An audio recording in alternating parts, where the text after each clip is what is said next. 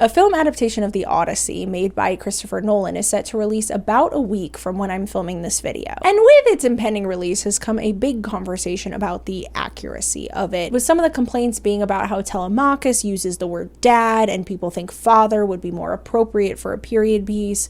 Also some of the costuming not really matching the era, yada yada yada. Further stoked by the reveal that this film was in part inspired by the Emily Wilson translation of the Odyssey, which came out in 2017. It's the first time a woman has ever translated the Odyssey, and nobody had any opinions about it. And like with any big book to movie adaptation, I of course was planning on covering it.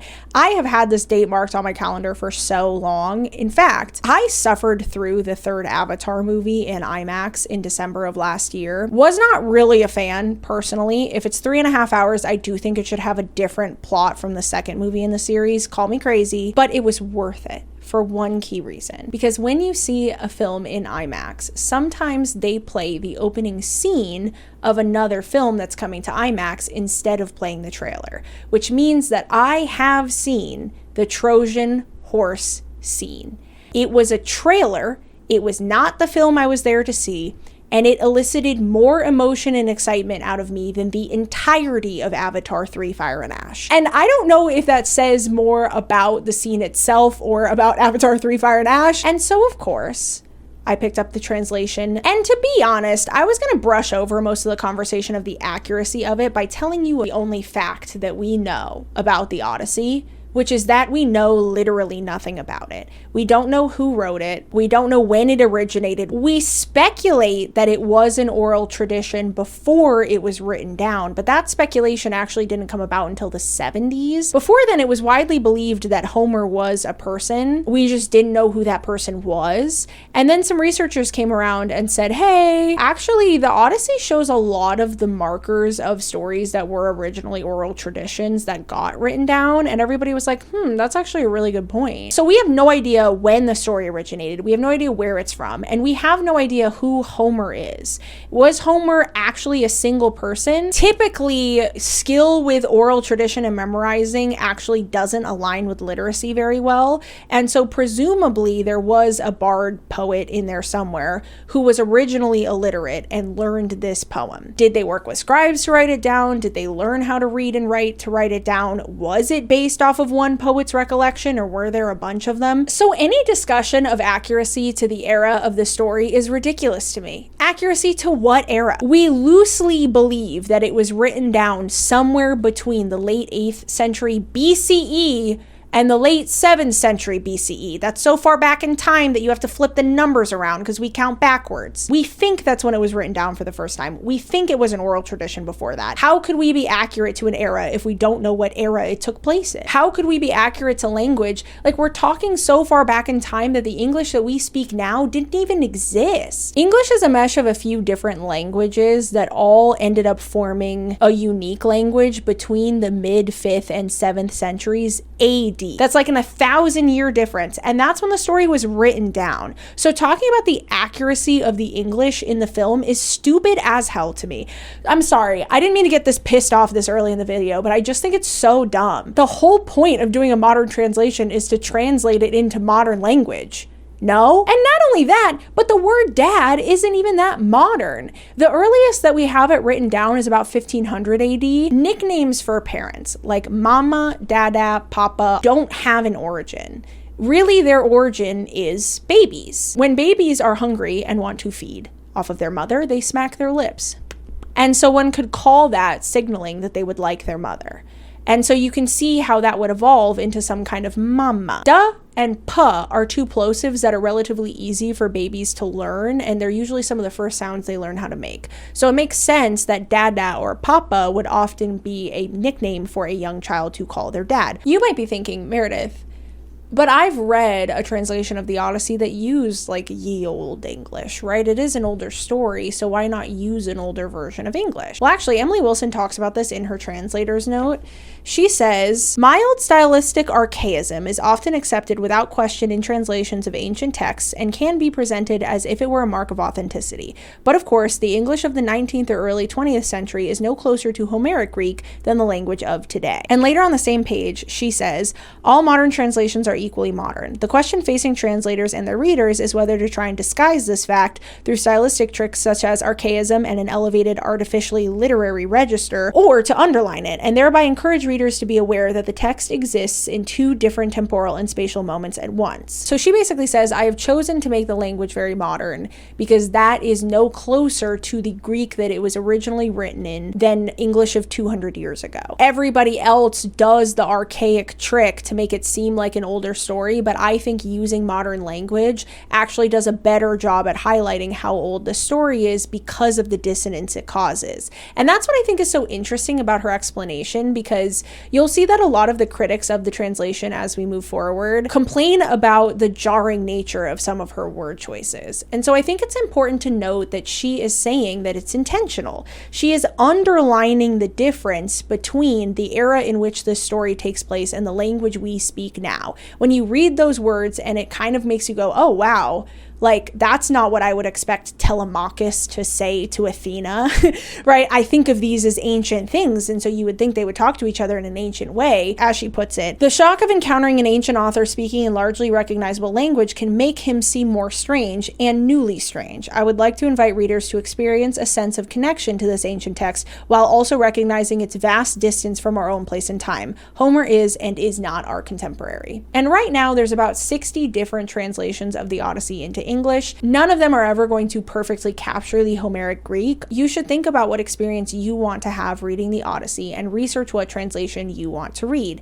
Do you want to have a line for line as close to the Greek as possible at the cost of flow and natural sounding language? Do you want a version that captures the poetic and epic nature of it by using very flowery language and big words at the cost of readability? Or do you want a version that sticks to our modern language that makes it much more readable so you can turn the pages really quickly and read it almost like it's a modern tale? It's up to you. None of these experiences are wrong or right. It's just about what experience you want to have. So I was planning on just brushing over that as a part of covering the movie and not talking about it really any more than that, until I read the full introduction. One of the facts that was listed for helping scholars date when it could have been written down is this. In 566 BCE, Pisistratus, that's not right, Pisistratus, the tyrant of the city, which was not yet a democracy, instituted a civic and religious festival which included a poetic competition featuring performances of the Homeric poems. The institution is particularly significant because we are told that the Homeric poems had to be performed correctly, which implies the canonization of a particular written text of the Iliad and the Odyssey at this date. I found that out and I realized discussing the accuracy of a version of the Odyssey is a millennia long tradition. In fact, I would assume that arguing over the correct version of the story probably predates the written story, as I could imagine two poets with their own version arguing over who actually remembers it correctly. And how could I possibly pass up on the opportunity to be part of such a tradition? I like to imagine that we're a bunch of bards sitting around a fire who all know our own version of the story and we're arguing about who has the right one. But I would like to take the opportunity now to note 3 things. 1, this is a really fun thought experiment for me, and I had a lot of fun putting this together for you, but I do still believe this is kind of a fruitless exercise. There is no such thing as an accurate version of the Odyssey, but the conversation will be fun, so we're gonna have it. 2, there is no such thing as a truly unbiased translator. Every single translation is going to have upsides and downsides, and so as I've already mentioned, my recommendation for you is just that you figure out what experience you want from an Odyssey translation and then seek out one that offers that experience. 3, I do not speak Greek, nor do I speak ancient Greek, nor do I read Homeric Greek, which is the stylized literary version of ancient Greek that the earliest writings we have of the Odyssey are written in. So I obviously cannot judge the accuracy of a translation myself.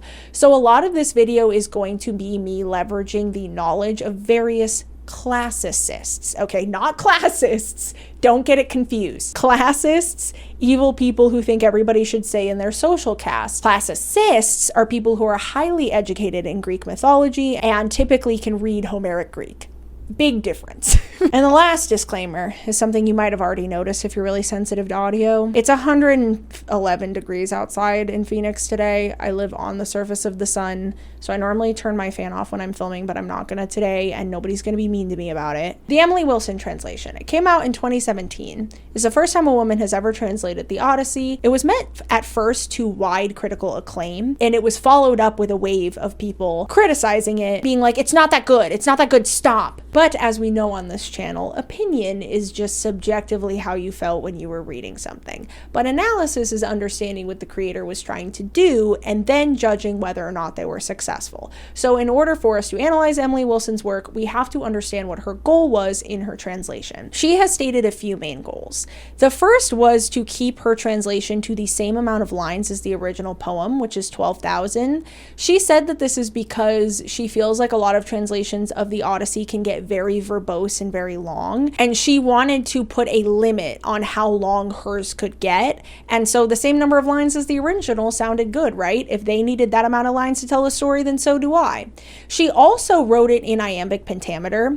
Now, the original Odyssey was written in, and forgive me because this is not going to be correct, dactylic hexameter. The dactylic part refers to it being one long syllable followed by two short ones, and hexameter means there's 6 in every line. Emily Wilson decided to write hers in iambic pentameter, which is 10 syllables per line, unstressed and stressed, alternating. So the original is like da da da da da da da da da da da da, whereas this one is da da da da da da da da. Does that make sense? Now, Emily Wilson said that she wanted to write hers in a meter because she does teach college classes on Homeric writings, and she says that one of the hardest things to get her students to understand is that these were poems, but then the students read it and it's just in free verse, and so it's kind of hard for her students to wrap their brain around it being a poem. So she wanted to write a poem version, and so she used iambic pentameter. And her other big goal was to remove some of the anachronistic, there's so many new words for me in this video, you guys, gunk that has been added to the story over the years as it's been translated. According to Emily Wilson, a lot of the translations done before hers had really supplanted a lot of modern thoughts and interpretations and feelings onto the characters, and she wanted to strip that back as much as possible. Specifically, she talks about a scene towards the end, so I'm going to be very general about it so I don't spoil it, because of course the film is coming out this week, but there is a group of women that are killed. And they are sleeping with another group of men. In basically every translation up until Emily Wilson's, these women were referred to as whores or sluts, implying that there was some kind of shaming happening for their sexual activity. And in reality, ancient Greek culture was, we believe, to be a lot more open on the sexual front than our very puritanical society. And so it's actually very unlikely that these women's sexual exploits had anything to do with the person who kills them opinion on them. And so that is a modern interpretation of the scene being supplanted onto them using these negative words. And so that's an example that Emily Wilson gives of modern sentiment being supplanted onto the story, and she wanted to remove as much of that as she could and get it back to kind of the feel of the original. But I think it's important to note that she in no way, shape, or form claims that hers is the most accurate. She says, "My translation is, like all translations, an entirely different text from the original poem. Translation always necessarily involves interpretation. There is no such thing as a translation that provides anything like a transparent window through which a reader can see the original." And then on the next page, she says, "I have taken very seriously the task of understanding the language of the original text as deeply as I can, and working through what Homer may have meant in archaic and classical Greece. I have also taken seriously the task of creating a new and coherent English text, which conveys something of that understanding, but operates within an entirely different cultural context." If you're reading a translation, you're ultimately always going to be reading a translation, not the original, right? So that's what she was trying to do. Was she successful? We simply could not talk about opinions and reactions to Emily Wilson's Odyssey without speaking about a gentleman by the name of Richard Whitaker. He is by far the largest critic of Wilson's work in the classics universe. I made it sound like they're fictional or something and they have their own Marvel universe. These people exist in real life. He's another scholar and translator who has his own version of the Odyssey that's titled The Odyssey of Homer, a Southern African translation, where he translated the Odyssey into specifically the South African dialect of English, which is really cool and a great approach to it. Shout out to him. And he hates the Wilson version. In a paper titled Homer's Odyssey 3 Ways, Recent Translations by Verity, Wilson, and Green, he compares 3 recent translations by Verity, Wilson, and Green. He claims to compare these 3 translations on accuracy to the original Greek. Why is he comparing these 3 versions? I'm so glad you asked. Let's just read through some of the beginning of his paper. He starts out by talking about how in our modern day, the idea of a translation of the Odyssey covers really any adaptation of it, and a lot of liberties are sometimes taken. And then he says, I have no quarrel with that. However, if the word translation is to be used in this very broad sense, then we need to distinguish between translations, and such a distinction must be based on the purpose for which a translation is made. In the case of the 3 books under review, 2 of them published by university presses, the 3rd by a major provider of college textbooks, their leading purpose is clearly to present Homer's Odyssey to first-time readers of the epic, and especially to university students as texts for study. Let us call versions of this kind academic translations, meaning by academic only the purpose I have just outlined and nothing in any sense pejorative, and the other kind creative translations. Now, of course, any translator will bring their own personality, outlook, store of language, and set of values to their work, but there is still an obvious difference between an academic translation and a creative one. The difference being that creative artists have complete freedom with regard to the text of the Odyssey. He then goes on to go more in depth about that and explains that to him, a creative version of the Odyssey can take as many liberties as it wants, but a version of the Odyssey that is clearly meant for academic study needs to be accurate. He then goes on to say that the Wilson version is the most unusual, and so it will get the most of his attention in this review. And then he spends 12 and a half pages ripping into Emily Wilson's The Odyssey, essentially spends a page on each of the other translations more in depth, and it's mostly dedicated to showing inaccuracies in the language. So he does bring up the other translations as he does it to show how the other translators translated certain words against how Emily Wilson did it. He drops in the middle of this paper that he has 8 pages of corrections for Wilson's version that he sent to her publisher and has yet to hear back, and offers to send his list of corrections to anybody that has the Emily Wilson version that wants to go through and correct the text to make it more accurate. And at the tail end, in literally the very last paragraph, he says this. I mentioned at the beginning of this review that all 3 of these Odysseys come from academic publishers. This and the fact that they all have exactly the same number of lines as the Homeric Greek text clearly show that they are meant for use in the classroom. They are, in other words, academic translations, and it is on this basis that I have assessed them. 1/2 of his 2-pronged reasoning for calling these academic translations, which is that they are all published by academic publishers. So that's one of his 2 arguments, and I don't really think that one is fair on its own. The other thing he says is that they all are exactly the same number of lines as the original poem. Pause. Emily explains in her translator's note that comes with the book, it's just in there, it's printed with it, why she did that, and we already talked about it, which is that she just wanted a limit on length. And so it made sense to her that if the original could be told in 1,200 lines, that she should do that too. So she made it the same lines as the original.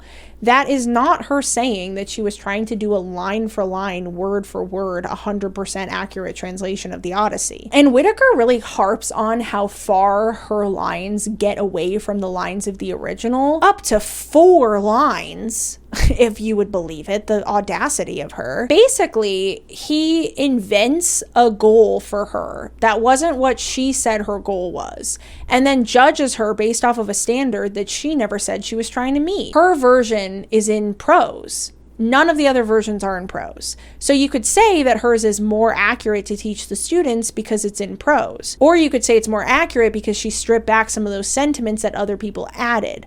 Or you could say it's less accurate because it's not bar for bar the same as the Greek. The point I'm making here is the standard you judge it by is what is going to determine whether or not it's good. Hers is more accurate to the original in some ways and less accurate to it in others. Why are the ways that hers is more accurate invalid in comparison to the ways it's less accurate? So for someone who harps so much on people's precision of language, let's go back to the beginning of this essay and look at a certain sentence. The intention is clearly, he says, for first-time readers of the Odyssey and use in classrooms.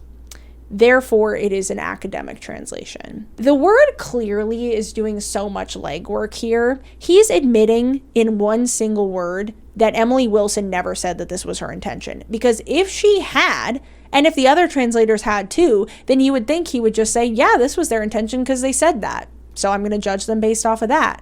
And if that were true, then more power to you. But that's not true. My beef with this review is that I think it's super disingenuous and misleading. Clearly, dare I say it, he hates Emily Wilson's version and wanted the opportunity to rip into it. And I don't really understand why he went about it this way, because from what I can tell, being a guest in this community, mind you, I'm no classics expert, it's relatively normal for classicists to review each other's translations. Because, as I've already said multiple times, I don't read Homeric Greek, and I'm assuming you don't either. And so how are any of us supposed to know how accurate one translation is or another? And so it seems like the few people in our world who do read Homeric Greek read each other's work and judge it so that we know what the merits and the downsides of each translation is. So I don't know why he didn't just publish a review. I found other reviews from other classicists talking about this version. Like, why didn't he just do that? And I think it's because a lot of his argument against Emily Wilson's translation is to take a line and say, look at this word that Emily used in it. Now look at the one that Verity used. Now look at the one that Green used. You see how similar their words are, and hers is completely different. So hers is bad. But this is so clearly a hit piece on Wilson's translation that why not just say that? And not only that, this was actually relatively hard to find. I found many people referencing Richard Whitaker ripping into Emily Wilson's translation before I actually found the essay.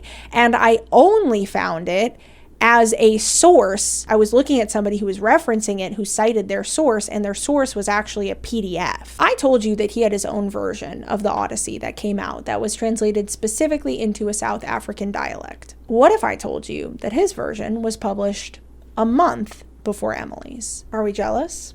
Be honest. But my personal academic integrity won't allow me to leave it at that, because I actually do also have a responsibility to tell you that Emily Wilson started it. She did a review of his version in 2018, and she had some very positive things to say and some very negative things to say. In a fascinating turn of events, most of his criticisms of her translations are basically him just saying the opposite of what her criticisms of his translation was.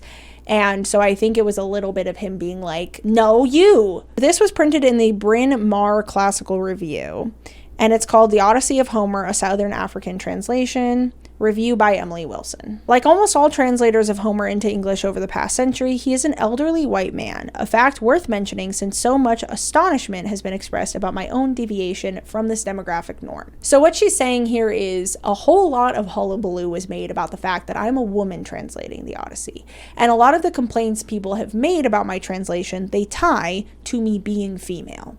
And they insist that men translate it better. And so she spends the beginning of this review talking about how Richard Whitaker, being a white man, informed his translation. By the way, we haven't really started to peel back the onion that is the woman side of this conversation. Emily has never claimed that her gender doesn't impact her interpretation of the story. Her point, and my point that I agree with, is that your perspective and your gender being part of that perspective would impact your translation, no matter what.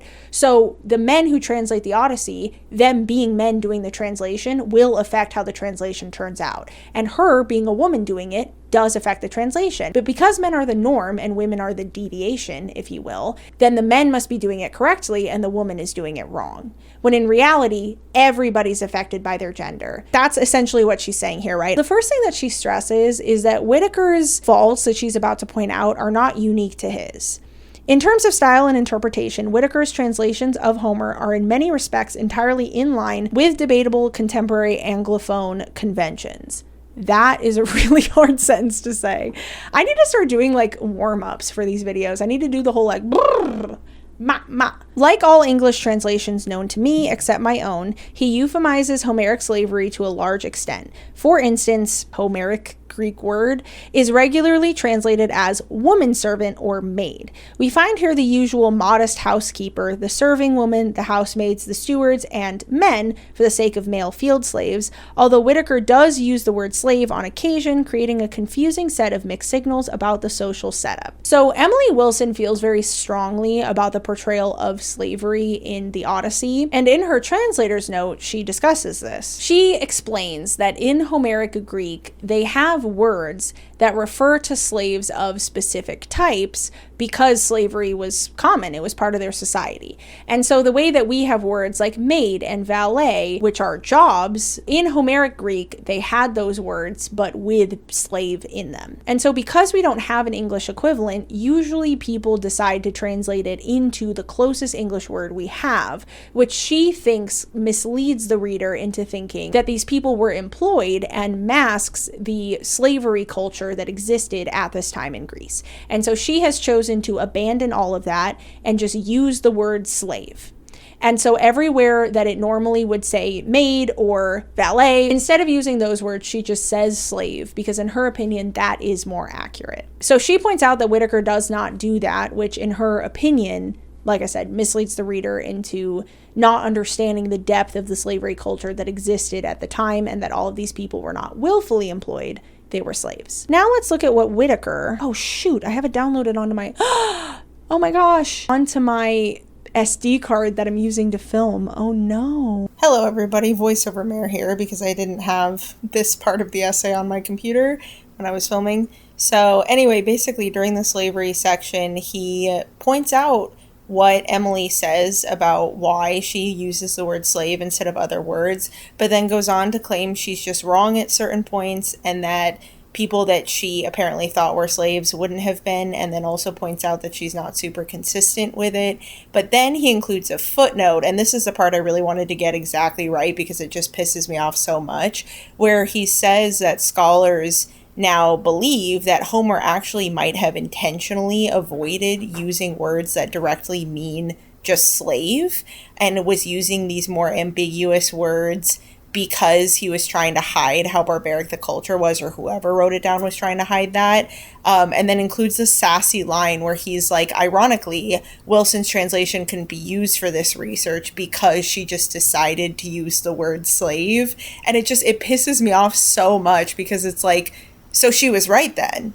So she was right that it probably would have just been the word slave, and that's what she translated it to. And this is what I mean about a translation being more correct in some ways and less correct in others, because you could argue that using the exact words that Homer used are an exact translation of the text, and that is the argument that Whitaker is making here. But on the other hand, you could argue that Emily Wilson's version is more accurate to the time period, and she got across what these people would have been. They were not employed. They were slaves. They had a very barbaric slave culture in ancient Greece, and her version of the Odyssey gets that across. So do you see what I mean about whose definition of accurate? And that's the point I'm making, is he is judging her off of a standard that she never said she was trying to meet. She never claimed to be making a word-for-word Homer recreation. She claimed to be trying to capture the spirit of the Homer, but to translate it into modern language and to make it understandable for a modern audience. And so I don't know how barbaric the ancient Greek culture was. If they just said maid, then I would think maid. I would not think slave. Slave makes me understand these people were slaves. So do you see what I mean about it being like the standard you judge it on is what is going to determine what's the most accurate? And hers is accurate in some ways and not as accurate in others, and every translation's going to have that, and he's just being super unfair to her here. And yes, I'm showing you that Emily criticized him, but she was very complimentary of him as well, and she was very clear to say that what she considers to be flaws in his translation are flaws with essentially every translation but hers, in her opinion, because all of those translations were done by white men, and their perspective affects how they translate the story. So she says he makes these mistakes like basically everybody else does, but otherwise I really liked it. But let's continue. She says, again, like most contemporary English translators, Whitaker heroizes the protagonist, who is often called a hero, and simplifies the relationships. Penelope and Telemachus are regularly wise, debatably unambivalent translations of periphron and pepnumenos, respectively, which also erase the difference between the intelligences of mother and son in the original. Odysseus is often patient, again a debatably unambiguous rendering of polytlas. The suitors are haughty, and Odysseus's final massacre results in a house set to rights. So she basically says, like everyone, essentially, he presents Odysseus as an unambiguous hero, takes some of the ambiguity out of the original story, because in the original Homeric Greek, Odysseus is actually a much more ambiguous character. He's not necessarily portrayed exclusively as a hero, and it's a little bit more like, was he a good guy? Was he a bad guy? Now, I will note that one of the things Whitaker points out about Emily's translation, presumably in response to this, because again, most of his criticisms almost directly line up with her criticisms, is something that other people have said about the Emily Wilson translation in the negative, which is that while she is correct that a lot of translations up to hers have done this, that she has done it in the opposite direction. So where other translations take out the ambiguity and turn Odysseus into a hero and only a hero,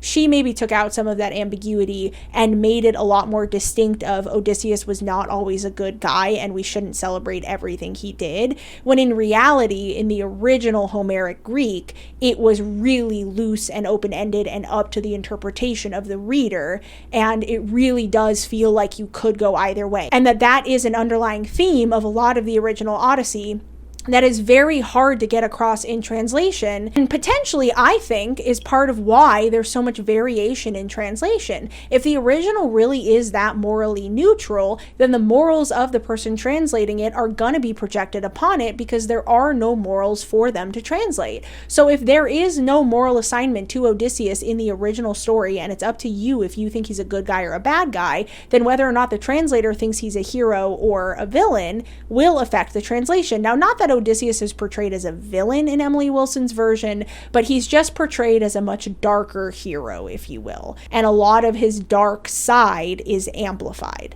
And I think that's a really cool aspect of all the different translations. And I'd like to reiterate that my opinion is you should seek out what experience you want and to read the translation that's right for you, because all of them have their merits and downsides. She says that his takes Odysseus and turns him into an unambiguous hero, and he says that she takes Odysseus and turns him into an unambiguous bad guy, essentially. Then she says, we see here, too, the usual tendency to translate gender-neutral terms in markedly masculinist ways. For instance, one of many examples, when Penelope talks about the ambiguity of dreams in Book 19, she says that not all of them are fulfilled for people.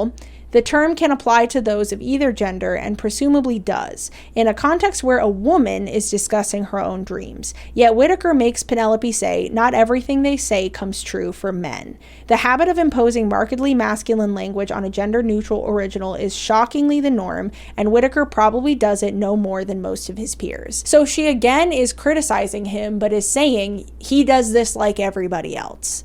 And that's, again, where I'll just fall back on what I was saying about the translators all being men up to the time that Wilson did it. Them being men are going to impact their translations. The same that her being a woman is going to impact her translation.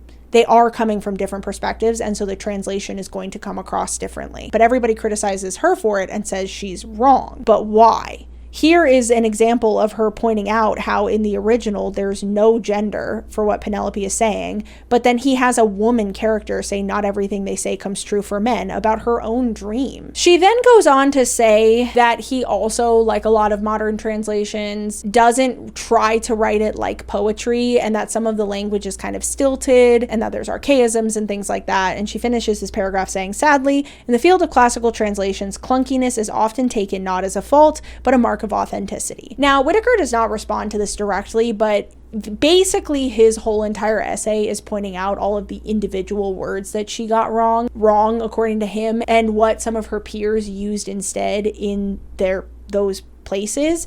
Ironically, one of the translations that he is referencing is one by Peter Green, in which Peter Green has shared that his explicit goal was to translate into the closest to the original Greek as possible at the cost of readability. So again, I just have to say, it feels like Whitaker is just being super unfair to Emily. Oh, I've thought of how I wanted to word it, finally, after scripting this whole thing out. He keeps taking intentional choices that she has made and framing them out to be mistakes. So to him, it's a mistranslation because he feels like it's too far from what other translators would use. But she was trying to write it in iambic pentameter. She was trying to write it in a much more modern English. And so it makes sense that she would choose different terminology than what the other two used. And just because they chose similar words or at time the same word does not mean that her choice was incorrect, especially when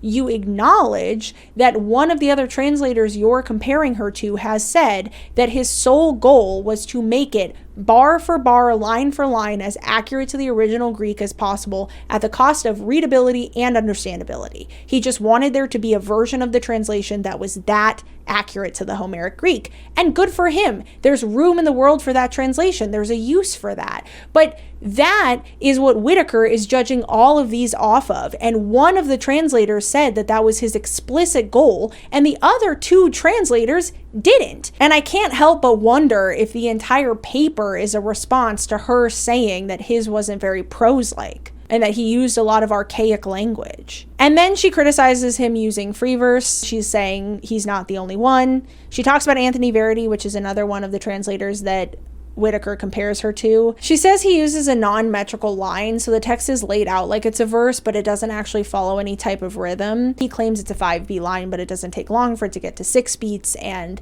pretty soon you realize he's not actually really sticking to that. But she does say that he does the rhythm of it better than everybody else who's ever done it in free verse. And then she goes on to say a bunch of nice things about it. She mainly compliments that he sticks to the same number of lines as the original, same that she did, and also really compliments his choice to translate it into the South African dialect, and waxes poetic for a while, as you can see, about how much she liked what he did with that, and concludes it with this starting sentence to the final paragraph that I want to read. Setting all my inevitable quibbles and disappointments aside, all of which must be taken as the partisan observations they inevitably are, Richard Whitaker deserves to be applauded for a translation of the Odyssey that provides an excellent corrective to the Eurocentrism of most Anglophone classical translations, including my own. I found myself wishing that Whitaker had gone even further in thinking through his South African setting for the Odyssey. She's widely complimentary of it.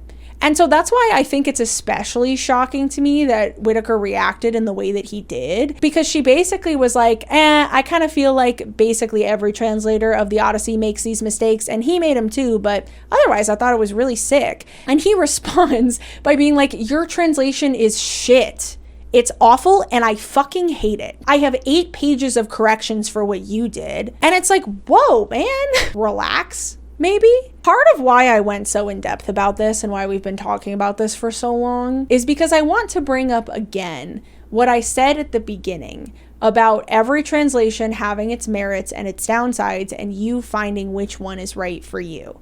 Because here we have 2 translators who took wildly different approaches to translating the same work and ended up with wildly different versions. And while Emily criticized Whitaker, again, from what I can find, it's relatively common for classicists to review each other's works, and so I don't think she was out of line in doing this. And she admits that herself also having her own translated version of this work would make her biased, and admits at multiple points in the essay that these are partisan opinions of hers of how this story should be told, and then goes on to compliment him. But what he does is make up an intention of hers and then judges her based off of a standard that she never said she was trying to meet and rips her to shreds. But in talking about it, I've shown you so many different ways that different pieces of this story can be interpreted, and how different people feel about the translation and what the important things to get across are, because, as Emily Wilson so eloquently put it,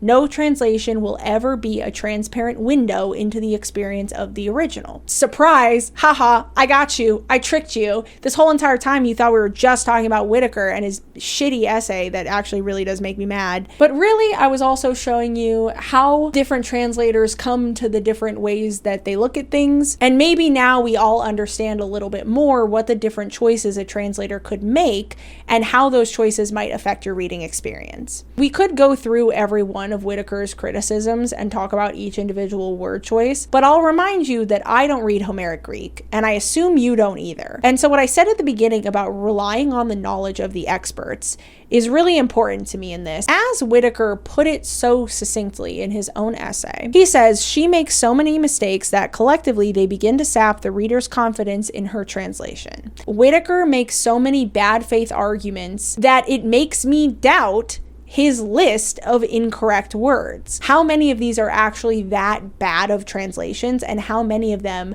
are very bad faith interpretations of her translation? Because he does that so much that collectively, I don't trust what he says about the word for word translation aspect of it. And so I thought we could turn to a few other experts to see what they had to say about it. So next, we're going to talk about Miss Corrine Pache. R.I.P. She passed in 2022. I looked that up now after you guys flamed me for not realizing Anne Rice had died. She was a professor of classical studies at Trinity University. She had some criticisms for it, but she said overall it was a delight to read. And that is the general consensus of what I can find. I chose Corrine for us to focus in on because I think that she captured the best what the overarching sentiment seems to be on this translation from the broader classical Homeric world. The things she liked are that it was easy to understand, that it was written in iambic pentameter. She said the narrative was fast-paced and enchanting. The introductory materials are excellent, and that it's a quick-paced page-turner, which is the first time she's had that experience with a translation of the Odyssey, and she really loved that. Then she says, her syntax strays from the Greek more than that of her competitors, but she conveys the sense better. Many experts in this field say that she did vary pretty far sometimes from what the original Greek words are, but that she was doing so to modernize it in a way so that we could understand what the characters were going through, and it connects us to the characters better. So while it is maybe further from the original Greek that a lot of translations are, it's easier to connect to, and so it conveys the sense better. You see what I'm saying? But her big complaint is one of the things that I see pretty much every classicist complaining about when it comes to the Emily Wilson translation, which I can best describe as she takes big swings. And so 90% of the time, give or take, those big swings make contact with the ball and she hits a home run, and it's a really cool and unique way to describe something. And every once in a while, because she was swinging so hard, she missed. There's many specific words that we'll talk about that other classicists are a little bit like side-eyeing her for, but it's cool because most of the translation's pretty good. Specifically, the use of the word canapé. A canapé is a French type of hors d'oeuvre that is essentially their version of thing on bread. That was a really strange choice. Now, Wilson has gone on to defend her use of this by reiterating that she did intentionally very much modernize some of the language, partially to jar the reader, to remind the reader that they're reading an ancient story. It does seem like there's a few words in particular that everybody harps on that maybe she just made a little too jarring, that instead of kind of having that moment of like, oh, what a way to think about that, it was like, canapé? Another one is her use of the word maverick instead of savage to describe the Cyclops. Now, this choice she explained in the translator's note. It seems to me that she knew this was going to be a controversial one, So let's look at her justification for it. For example, the Odyssey is a poem that may seem to normalize or valorize the treatment of non-Western people as monsters. I have made clear, especially in my version of the Polyphemus episode, that this is not entirely true. The text allows for a certain amount of sympathy and even admiration for this maimed non-Greek person. Unlike many modern translators, I have avoided describing the Cyclops with words such as savage, which carry with them a legacy of early modern and modern forms of colonialism, a legacy that is, of course, anachronistic in the world of the Odyssey. So she's not saying that Homer called the Cyclops a savage and that was racist of him, which I've seen some very in bad faith people who want to criticize her saying that's what she's saying. When she says that the understanding of the word savage now is anachronistic to its use in Homer, she's saying that when we hear this word, we imagine and picture and mean something that the word didn't mean then. So yes, the word savage is what's used in that scene, but if I use it, then you will picture something much different than how it was intended. So she chose to use the word maverick instead, and admits that she was trying to make the Cyclops more sympathetic.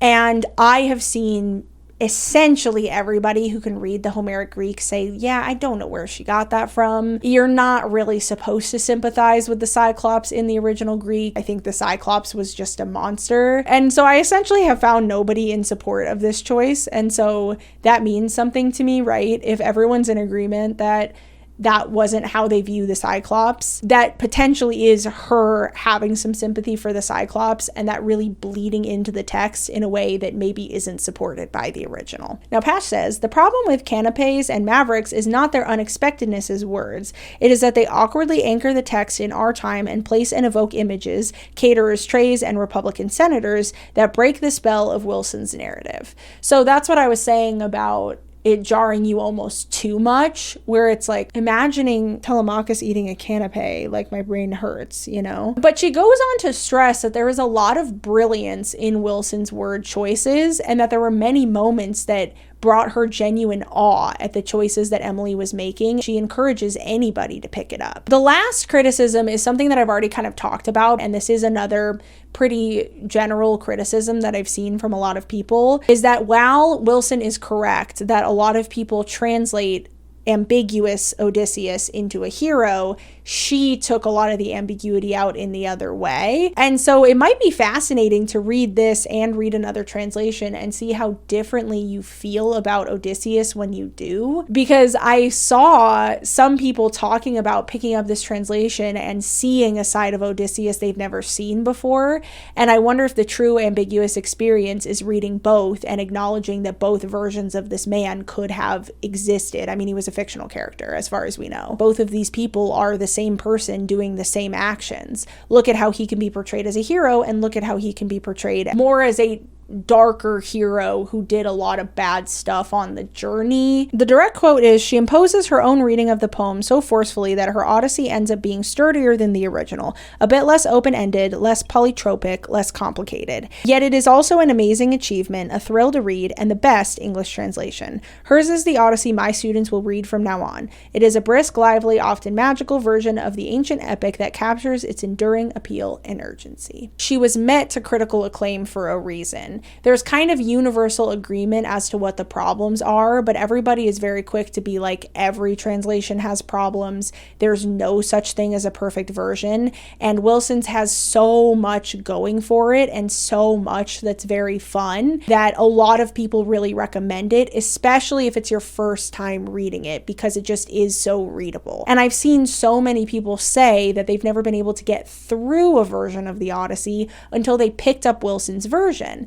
And so the haters of it, like, they claim to be purists. It comes across more like gatekeeping, where it's like, if you're not, quote, smart or dedicated enough to read the more archaic language of a lot of the other translations that have gone for an older style of English, then you're not really reading the Odyssey, which, again, why would English from 200 years ago, like, that's not any closer on a timeline. Like, 200 years is a blip in comparison to the thousands of years it has been. I would like to remind everybody that English, the language, did not exist. When this story was being written down, the difference of 200 years in the English is not representative of how different the language would have been when it was originally written, right? And yeah, I just can't help but feel like people are just being really gatekeepy, and it's like, well, if you don't read the smart version, then you shouldn't get to read it. It's just ridiculous, right? But that was the experts. So what did the masses think? They had no opinion on it, and everybody was super normal. Just kidding. Let's talk about what's on Reddit. I found this Reddit thread where somebody was talking about being disappointed with the translation because it was met with so much hype and they just didn't really like it. And that's fine, by the way. Hey, in all of this that I'm saying, it's completely fine if you read it and don't like it, by the way. Everybody's entitled to their opinion. That's why I keep stressing you gotta figure out what you want out of a translation. And maybe Emily Wilson's isn't for you, right? But does that make it inaccurate? Like, that's kind of the point I'm not going to say getting to. That's what we're talking about. The point of this whole video is that there is no such thing. I hope that's come across by now. Most who were positive about it remarked that they thought it was really easy to read and a fast page turner. But interestingly, a lot of them thought that a lot of the backlash was more tied to the publisher and the marketing making a big deal out of it being the first time a woman's translated the Odyssey. And so a bunch of contrarian, sexist men going into it jaded, trying to find problems with it and argue that it's bad because they don't like the idea of a feminist translation. And I really do think that is the best way to summarize a lot of what the online discourse surrounding it has been. In a recent interview with Vulture, the question was, it seems to me that your translation has a lot of feminist function, whether it's intentional or not. And she says, I think the bar should be higher for feminist translation. There are people whose project that is. So she essentially says, I didn't do a feminist translation. I just translated it as a woman. And I agree and disagree with that. I think ultimately a woman's perspective on a story that only ever has been translated by men is valuable and is in and of itself feminist, but that doesn't mean that it was an intentionally feminist translation, if that makes sense, where a translator might be trying to focus a little bit more in on the women and telling their story. That's what I imagine more when I think feminist translation. So she doesn't really identify it as like, I was trying to make a big grand feminist point.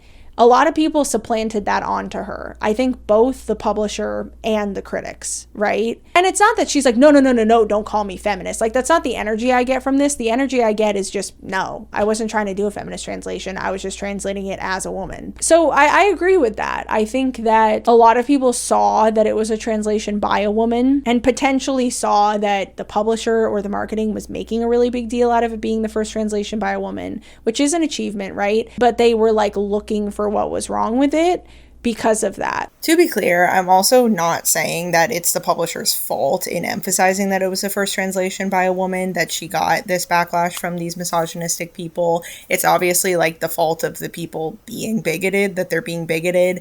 I do just see the connection people are making of like, I think it was really sold as the first translation by a woman, and so then people caught on to that, and a bunch of hateful people were just finding problems with it because of that. If we go back to the Vulture interview too, where she's asked, why do you think people feel such an ownership of the Odyssey? And she starts her answer by saying, I find it quite baffling. It's people who don't care about the poem, yet when it comes to this culture war internet discourse, they perform anger about it and a protectiveness of it. Just so much of the criticism of her that I found from the masses falls more into that bucket. Essentially, you'll see two critiques. You'll see someone saying, yeah, I just didn't like it, wasn't for me. I prefer this other translation, so I'm going to go back to that one. But it's subjective, so I get why other people like hers, it's just not for me. And then there's a bunch of other people being like, it's woke and stupid. A fact that I have reiterated many a time throughout this video, so forgive me for repeating myself, but it just keeps becoming relevant that none of us read Homeric Greek. So how could any of us have any criticisms further than I like it or I didn't? And so I have a lot of respect for the people that are just like, yeah, I didn't like it. Wasn't for me. Yeah, white people do though. Just isn't my favorite. Like, yeah. Again, you are entitled to feel that way if you read it.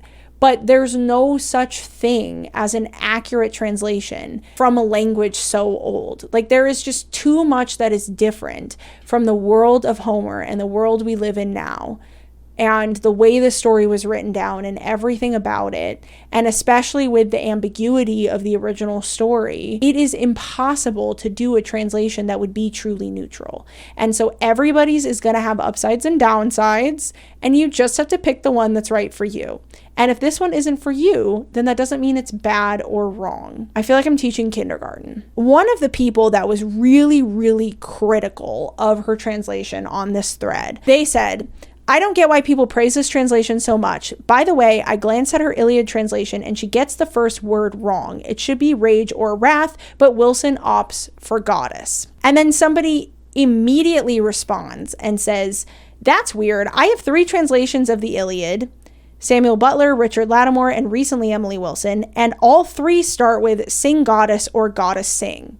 In fact, I decided to look up some other translations after reading this comment, and I can't find a translation that doesn't start with this." Now, you're right that in the original Greek text, the first word was a Greek word, which means some form of superhuman range. But can you give me a translation that starts with this?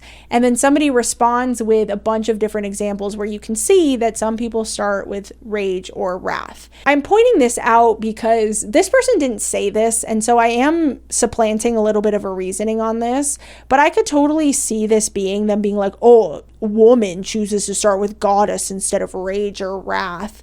She gets the first word wrong." And then it turns out they're kind of wrong. Sorry, I want to elaborate more on this because I can just foresee the comments now being like, but he wasn't wrong. It was wrath or rage, and somebody else or a bunch of other translators had done it that way. But there were multiple translators before Emily Wilson who chose to take that out. And as this person pointed out, it's because if you don't do that, then the same word repeats twice in the first line, which some people might not have wanted to do. And so my point is that it's a completely justifiable choice by Emily Wilson, and it's a choice that multiple other translators have made, and yet this person is framing it out to be something that Emily Wilson got wrong. So much of the discourse surrounding whether or not this is a good translation and whether or not the movie is an accurate representation can be boiled down to literally this exact exchange. It's somebody just confidently being like, "She gets this wrong," or "Nolan gets this wrong."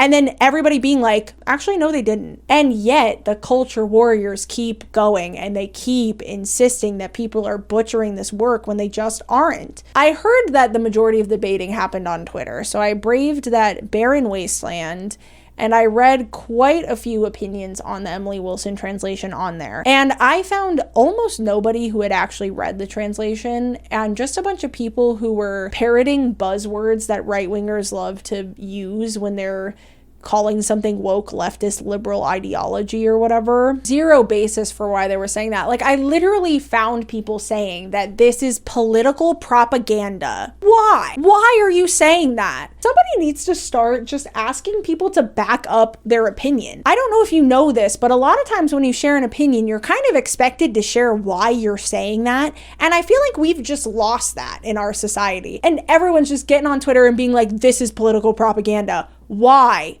Why is it political propaganda? Well, it's woke leftist liberal ideology. Why? What about it is woke leftist liberal ideology or whatever? They're just complaining about woke like their life depends on it, because it literally does. They pay their bills off of complaining about woke on Twitter. And so if they don't complain about woke enough this month, they won't be able to pay their rent. That's what's happening with the discourse about this on Twitter specifically, and that's what's happening with the movie now. But as I was perusing, I saw this comparison image that started on 4chan and was circling around the whole internet of 4 different translations of the beginning. And it was a bunch of people saying, "See, look how lyrical and great everybody else's are, and look at how bland and boring and awful Wilson's is." I'm not going to read all of it because we'd be here forever, and I think we'd lose the comparison in how long they are. And so I've decided to read each one down to where they say the word Troy, because basically the opening thought is "Sing to me, Muse," about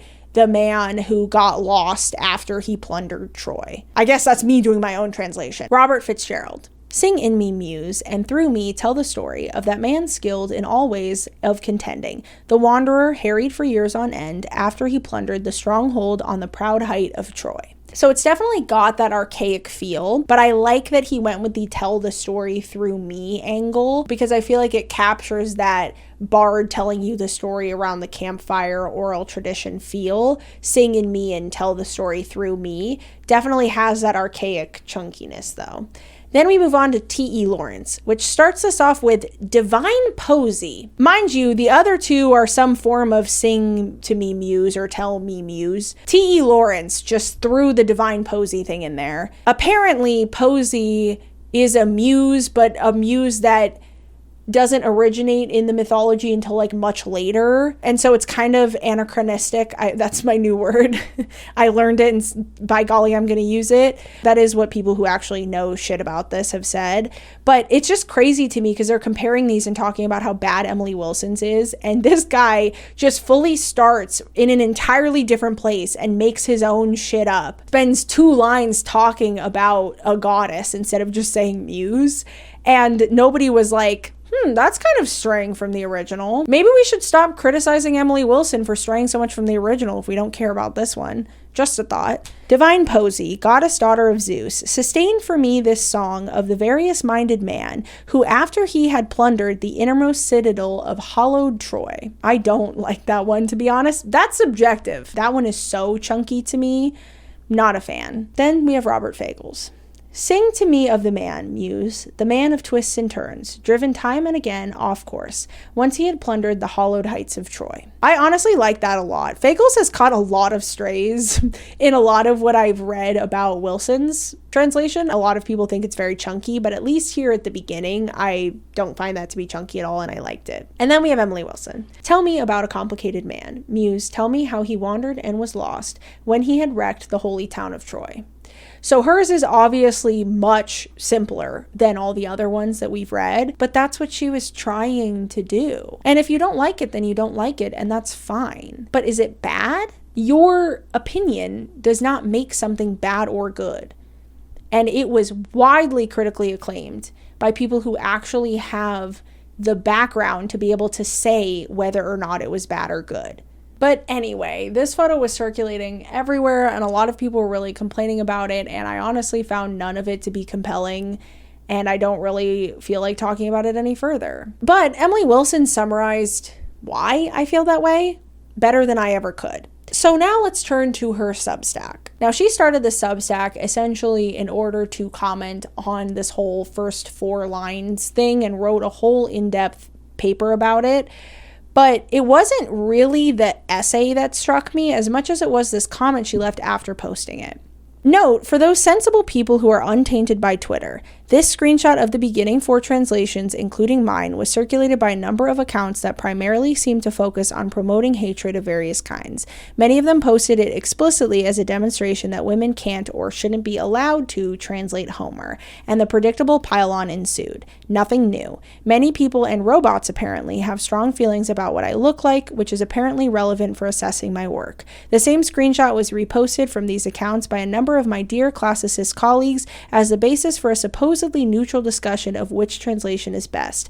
Most of those engaging in the discourse from both groups seem to have little or no interest in discussing the specific relationship of the translations to the Greek. To me, that's a problem. There is, of course, no benefit to feeding all this nonsense, but I know that many instructors and students read Homer and other ancient texts in translation and are interested in the work of translation and in comparisons between translations and the original, about which I have many thoughts. So here I am on Substack. Thank you for being here and for reading. Essentially, the majority of the people talking about how much they hated the Emily Wilson version were also saying that women could never translate the Odyssey well because we don't understand the heroism of it all and the warrior spirit. Like, how could we get such a tale about a warrior across when we're just measly women who couldn't understand such a thing? But she pointed out that none of these people are talking about it in relation to the Greek, which feels like it would be relevant to whether or not it's a good translation, no? And they're not doing that because they can't read Homeric Greek. I can foresee the comments now that I'm probably going to get that are like, well, you're a woman, so of course you would be defensive of her, and of course you would think she could translate the Odyssey well. And this is why women shouldn't translate the Odyssey, and you shouldn't even talk about the Odyssey. Just shut up and get in your place and blah, blah, blah, blah, blah, blah, blah. Do these people ever get tired? And here's the thing, I know there's no logic in bigotry, and so I know trying to logic these people out of this conversation isn't going to work because there's no logic in their opinion to begin with. But I'm not even going to try and argue with those people, because if somebody's going to come into this video and say that, then there isn't anything I could say to convince them otherwise. Other than you're going to have to come up with something a lot more creative than that if you want to hurt my feelings, because I did go to engineering school. Hey guys, I'm editing. And there was going to be a whole section here where I dove into the culture war arguments that people are making about the upcoming film and how stupid all of those arguments are. But it really all can be boiled down to everything that I've already said about people just like making shit up about the story as an excuse to be bigoted, essentially. People who don't want there to be a black person in the movie, especially not a black person playing a character that's celebrated for their beauty. It's just straight up racism, right? Same with transphobia and people being pissed off about the casting of Elliot Page. And I was going to talk about how there's a lot of precedent for this stuff in Greek mythology, and that the region that the story takes place in, there realistically totally would have been people of color. And there is precedent for transness in Greek mythology, but I didn't want to make it sound like I think there have to be those logistical arguments for why there would be a black person there, or there could be a trans person there for there to be a black actor or trans actor. Ultimately, these people are just being bigoted. There's no logic in their stance, and so trying to fight it back with logic, A, isn't going to work, and B, isn't really addressing the problem when the base problem is the bigotry. So I scrapped the section. I decided it was a waste of all of our time, and we're just going to jump straight to the outro, which is especially funny because my SD card actually ran out of memory as I was about to start shooting the outro, so the outro is just me on my phone. The end of this video has been a mess. I do apologize. But sometimes you gotta let good be good enough, and I've been working on it for like multiple weeks. So anyway. Hello, my SD card ran out of memory literally as I was doing the outro, so you'll forgive me by kind of just wrapping up my thoughts like this. I was just about to say that making this video has given me a really vivid image of a Greek village back in ye olden days. Who knows when? And there's a poet passing through, and so there's going to be a story tonight. And the villagers are so excited. There's going to be a story tonight. We got to make sure everybody knows. And so they send out all the kids to run around the village and make sure everybody knows. And you got to go out to where Farmer Donocules lives. I know he lives way on the outskirts of town, but you know, he's old and he doesn't come into town every night. So you got to make sure you go and tell him that he has to come into town tonight because there's going to be a story. And I bet the kids have to dare each other about who's actually going to go do it because he's mean. They all run around and they make sure everybody knows. And then the whole village gathers around that night. There's a big bonfire. And all day the poet has been collecting little facts about the village. They have a lot of kids, so he's got to really lean on the jokes that the kids really like. And he sees some herons flying around, so maybe Athena will become a heron. He's gathered around, and there's all this buildup, and there's all this excitement. And they know this trick that another poet taught them, where if they whoosh a little bit of air into the fire, then it'll, like, make it really big. So they walk up with a little branch behind them from a tree, and as they start the story, they, like, sweep the branch in front of them so that it sends a bunch of air forward, and it makes the fire go whoosh. And they go, "Sing to me, muse, of the story of the man who was so lost at sea." And that's basically what we're all going to be doing when we go to the theater, if you think about it, is gathering around the campfire and listening to a poet tell their version of the story and emphasizing the parts that they really think are important and that they think are going to hit people really hard, and maybe brushing over some of the pieces that they don't think people will really connect with. And I just think it's really beautiful and really cool. So subscribe if you don't want to miss my video on the film itself and more in depth on the story and my thoughts on it. I love you guys, and I'll see you in the next one. Bye!